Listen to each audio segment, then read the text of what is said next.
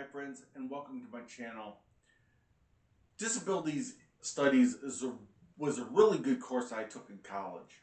It was actually titled Disability Studies in the United States. One of the things that we really focused on is how difficult some disabilities are able to notice. There was a book that we had to read that I would encourage you to read. It's a very fantastic book. It's called Good Kings, Bad Kings by Susan Nussbaum.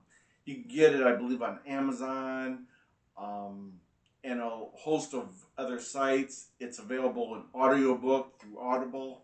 One of the things that it's very easy to concern with disabilities is when we mention the phrase disability, they're handicapped. We spoke a lot about language in this class.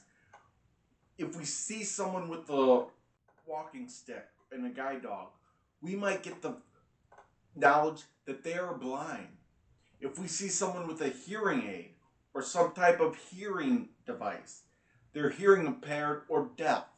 If we see someone in a wheelchair, well, maybe they have weak legs or weak limbs and can't really walk as well or are paralyzed.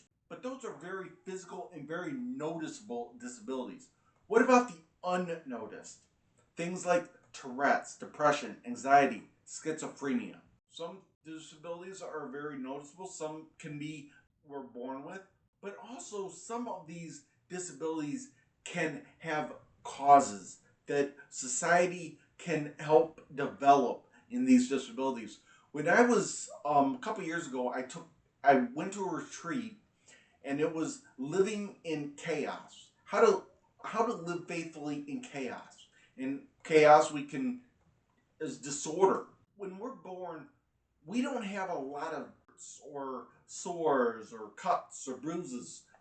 We may have a birthmark, but that's about it. But our mental health, I believe, is the same thing too. Because as we grow up, physically, we learn to ride our bikes. We may slip, we may fall, we may cut ourselves. We may be abused by our parents. We may be used.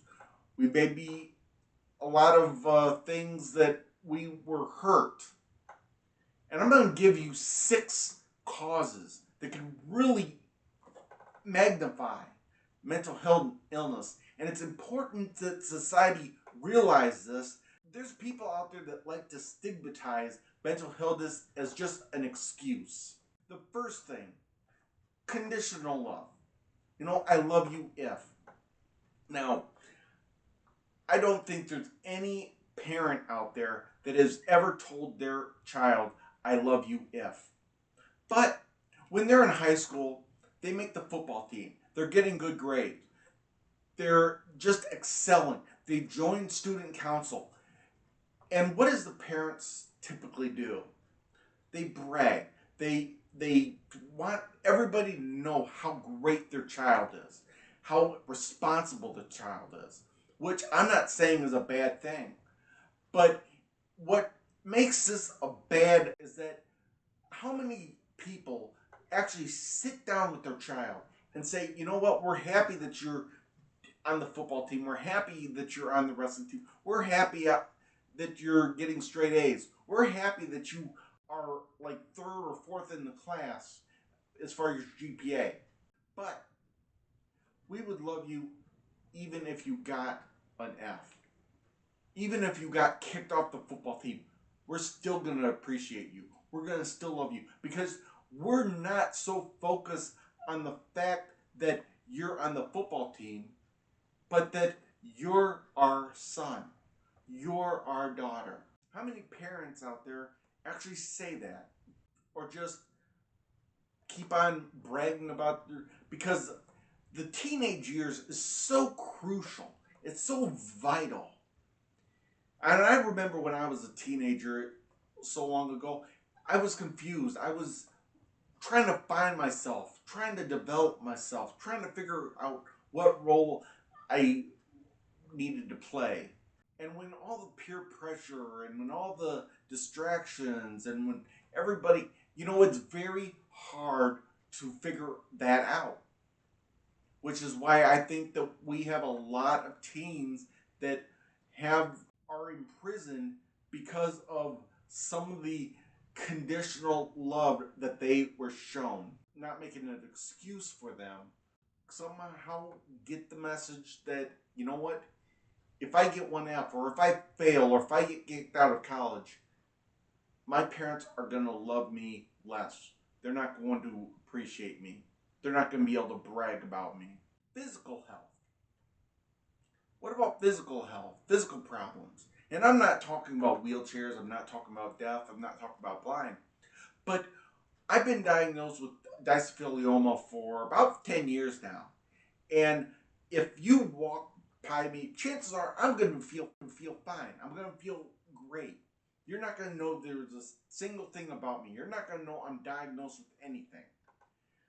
But if my blood pressure should drop, if my blood should get pulled down to my knees, if I all of a sudden can't walk, can't get around very easily, need to use a walker, you notice that.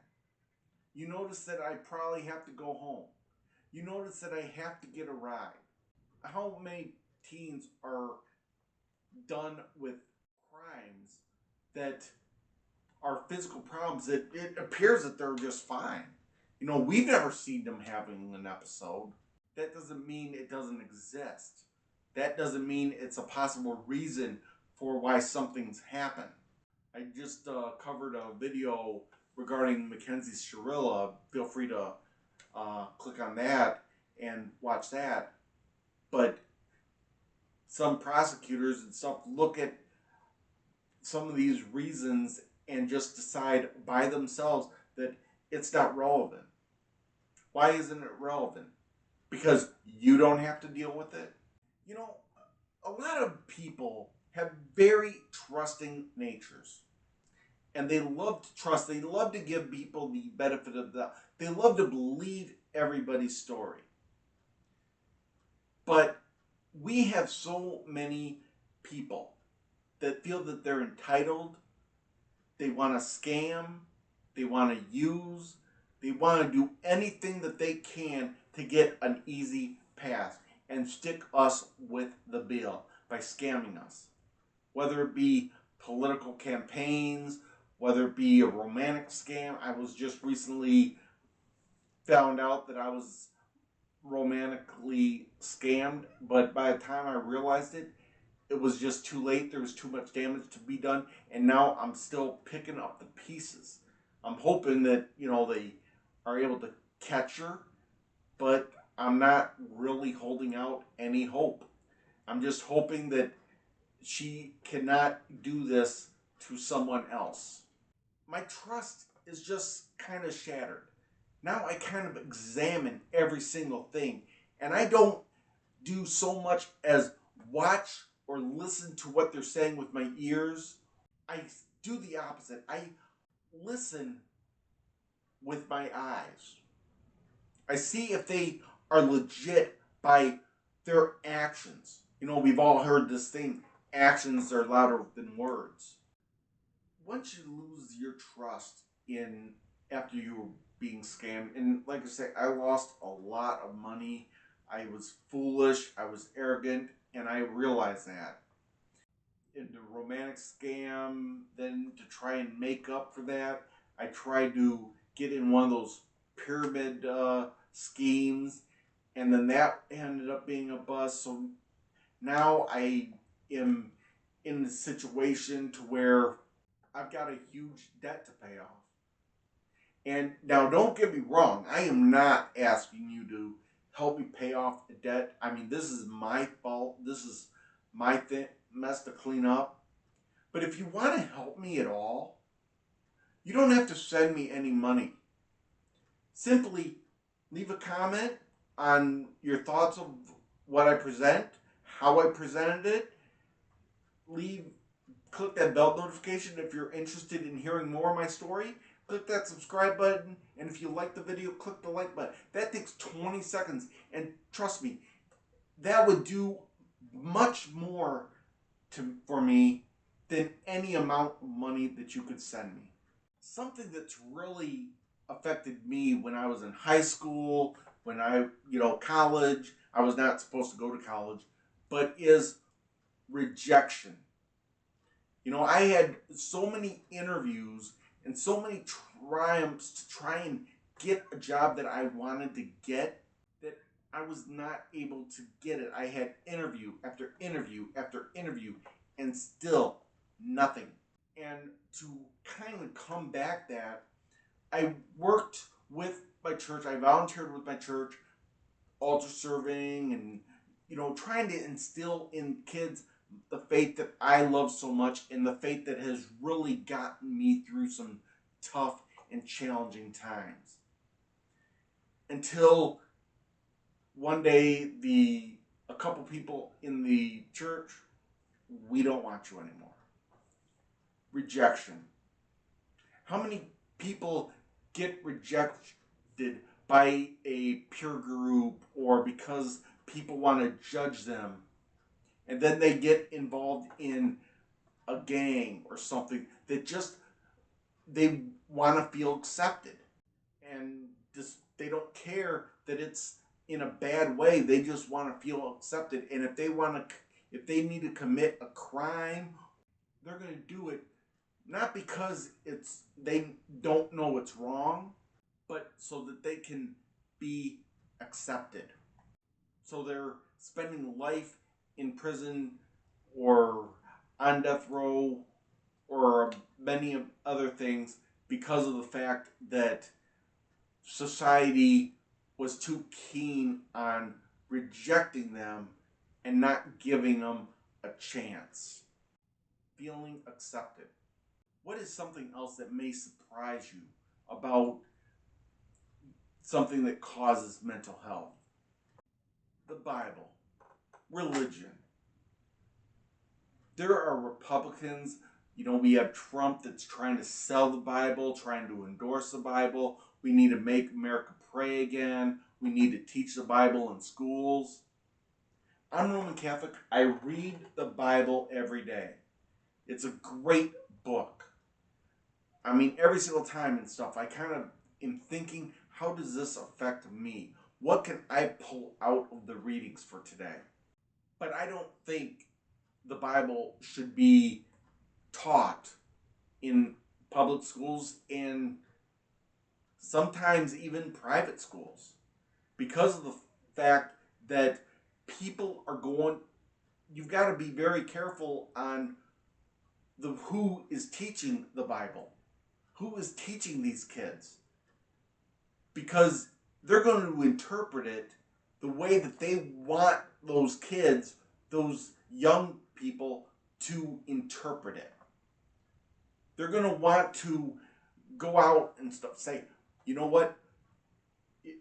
When we're talking about politics, Republicans are typically Christians and Democrats are just terrible.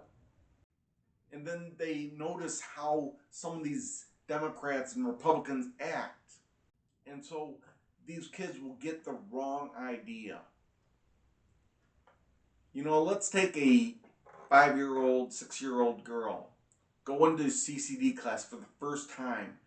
She gets in, stares up at the crucifix, she looks at it, and a nun or a teacher comes in and says, "Look what you did to Jesus." They teach about how he healed lepers, how he loved, how he rebuked the Pharisees, how he really had compassion for all the people that he came across. And then she goes home and they go, well, wait a minute. He really loved those people. But if I did that to Jesus, there's no way he loves me that way. And then the following week they come in and say, well, God is Jesus' Father. Oh boy. Well, if I did that Jesus and God is his Father, oh boy, now I'm really in trouble. And that ruins the whole point. And the point of the Bible is not condemnation, getting even, eye for an eye, limb for limb, tooth for tooth. It's love, compassion, understanding, mercy. Wrongful imprisonment. Can you imagine being 18 years old in this confusing time of your life being sentenced for something that you did not do. That the prosecutor hid stuff from the judge or the jury. That they didn't do an adequate investigation. Person, like I think 25, that he was sentenced for a murder, spent 30 years in jail before evidence came back proving that he did not do these crimes. And the state of Maryland awarded him $3.1 million. There's a couple people in California that was released after 23 years when they were, I think they were like 17 or 18. And they got $24 million. There's a Christine LeBeau, I believe. I hope I didn't ruin her name. But she was convicted of murder in 2021.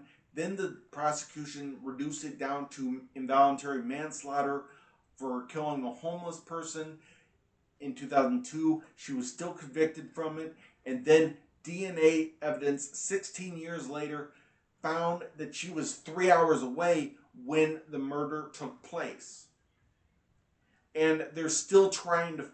She was exonerated in 2017 or 18. She filed a lawsuit with the Las Vegas Police Department, and they still have not settled. 2019, 2020, 21, 22, 4 years. Now, don't get me wrong.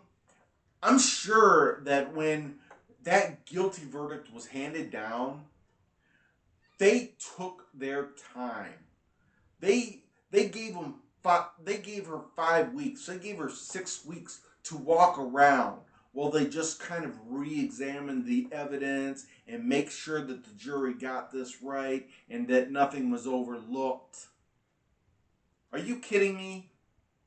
I'm sure that they couldn't wait to slap those handcuffs on. They couldn't wait to put her into custody. They couldn't wait to put her in a jail cell. But when it comes to the government admitting that they were wrong, or the police department, or figuring out a settlement, it takes 5 years.